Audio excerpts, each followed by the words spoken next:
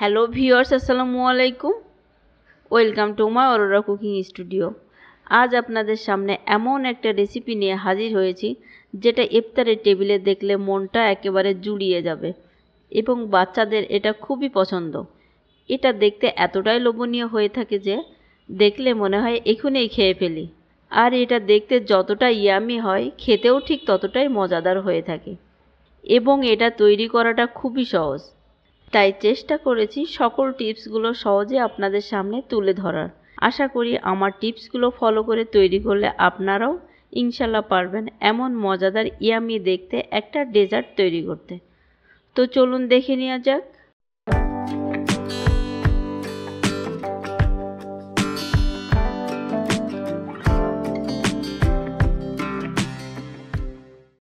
আজ এই মিল্ক পুডিংটা তৈরির জন্য আমি এখানে 2.5 কাপ মতো ফুল ক্রিম মিল্ক নিয়েছি। সাথে দিয়ে দিচ্ছি হাফ কাপ পরিমাণ চিনি। চিনিটা আপনারা আপনাদের টেস্ট অনুযায়ী দিবেন। কেউ বেশি খেতে চাইলে বেশি দিবেন, কম খেতে চাইলে কম দিবেন। দিয়ে দিচ্ছি 2টা এলাচ। এলাচটার আমি একটু মুখটা ফেড়ে দিয়েছি যাতে ঘ্রাণটা বাইরে বেরিয়ে আসতে পারে। আর এলাচ দিয়ে এই পুডিংটা তৈরি করে দেখবেন ফ্লেভারটা অনেক সুন্দর হয়, যেটা খাওয়ার ইচ্ছাটা আরও দ্বিগুণ বাড়িয়ে দেয়। এটা এখন একটু জাল করে নিব। দুধটা জাল হতে থাক, আমি এরই মধ্যে আরেকটা কাজ করে আসি। এখানে আমি একটা বাটিতে নিয়ে নিয়েছি হাফ কাপ পরিমাণ রুম টেম্পারেচারে থাকা দুধ।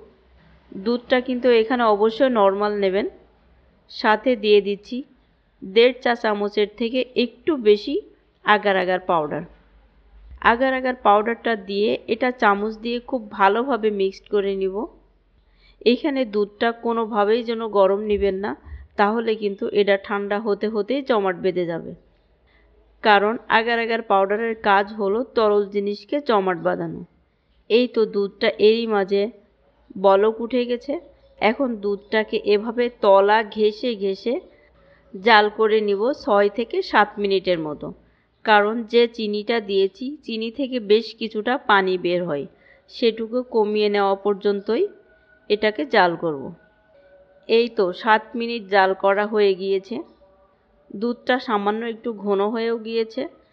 এখন এর ভেতর থেকে যে এলাচ দিয়েছিলাম সে দুটোকে আমি উঠিয়ে বেছে ফেলে দিব, কারণ পুডিংয়ের ভেতরে এলাচ মুখে পড়লে খুব বাজে লাগে।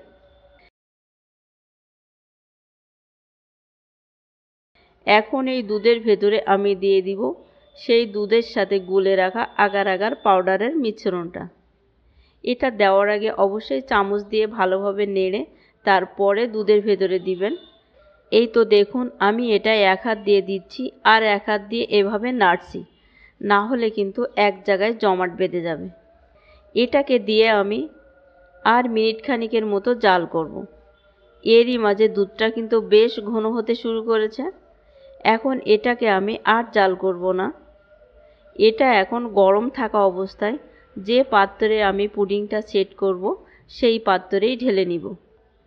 এই যে আমি এরকম একটা সিরামিকের বাটিতে পুডিংটা আজকে সেট করব। দুধটা এখানেই ঢেলে নিলাম।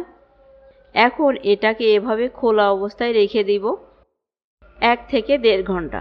এর ভিতরেই এটা জমাট বেঁধে যাবে। এই তো দেখুন, পুডিংটা কিন্তু আমার সেট হয়ে গিয়েছে। এটা পুরোপুরি জমে গিয়েছে। এটা কিন্তু আমি ফ্রিজে রাখিনি, এমনিই রেখেছিলাম। এখন আমি চলে যাব এর উপরে যে জেলোটা দিব সেটা তৈরির জন্য। প্রথমে চুলায় সসপ্যান নিয়ে নিচ্ছি হাফ কাপ পরিমাণ চিনি এবং দিয়ে দিচ্ছি 1.5 কাপ পরিমাণ পানি। এই পানির জন্য এই চিনিটাই যথেষ্ট, তবে আপনারা বেশি খেতে চাইলে আরেকটু বাড়িয়ে দিতে পারেন। সাথে দিয়ে দিচ্ছি 1.5 চা চামচের থেকে একটু কম আগার আগার পাউডার। পাউডারটা দিয়ে এটা চামচ দিয়ে খুব ভালোভাবে মিক্সড করে নিব।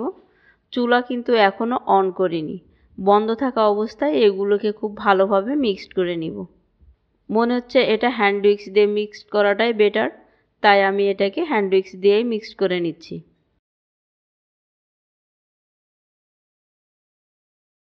দিয়ে দিচ্ছি 1 টেবিল চামচ পরিমাণ লেবুর রস। এই লেবুর রসটা দিলে জেলোটা খাওয়ার সময় বেশ একটা লেবুর ঘ্রাণ পাওয়া যাবে, যেটা খেতে ভালোই লাগবে।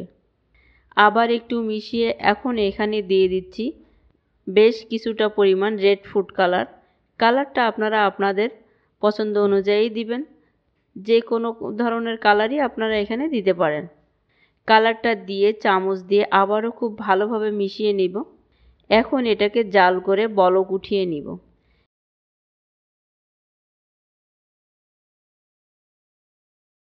এই তো আমার এটা বলক উঠে গেছে। এটাকে খুব বেশি জাল করব না, জাস্ট 2 থেকে 3টা বলক উঠলেই আমি এটাকে নামিয়ে নিব। এই যে এটাকে এখনই নামিয়ে গরম থাকা অবস্থায় পুডিংয়ের উপরে ঢেলে দিব। জেলোটা দেওয়ার আগে নিচে একটা চামচ দিয়ে নেবেন, নইলে এই গরমে পুডিংটা হয়তো একটু ট্যাপ খেয়ে যেতে পারে।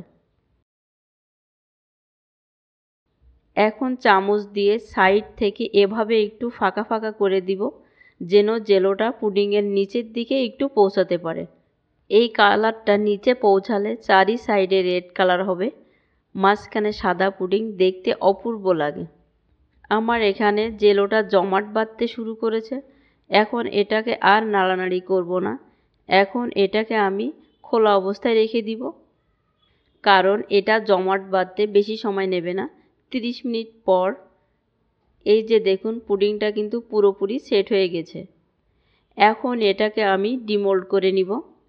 এভাবে সাইড থেকে হাত দিয়ে একটু ঘুরিয়ে ঘুরিয়ে সরিয়ে নেবেন, তাহলে ডিমোল্ড করতে সহজ হবে।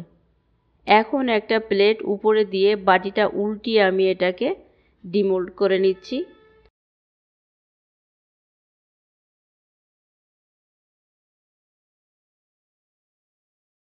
ওয়াও, এই যে দেখুন কত সুন্দর হয়েছে। কালারটাও চারি সাইডে কি সুন্দরভাবে সেট হয়ে গিয়েছে। পুডিংয়ের চারিপাশে রেড কালার, মাঝখানে সাদা। এটা কাটলে এতটাই চমৎকার দেখাবে, ভাষায় প্রকাশ করার মতো নয়। আপনারা একবার বাসায় তৈরি করে দেখবেন। এটা তৈরি করার পরে নিজের কাছে অনেকটাই ভালো লাগবে। এখন এটাকে আমি একটু কেটে দেখাচ্ছি।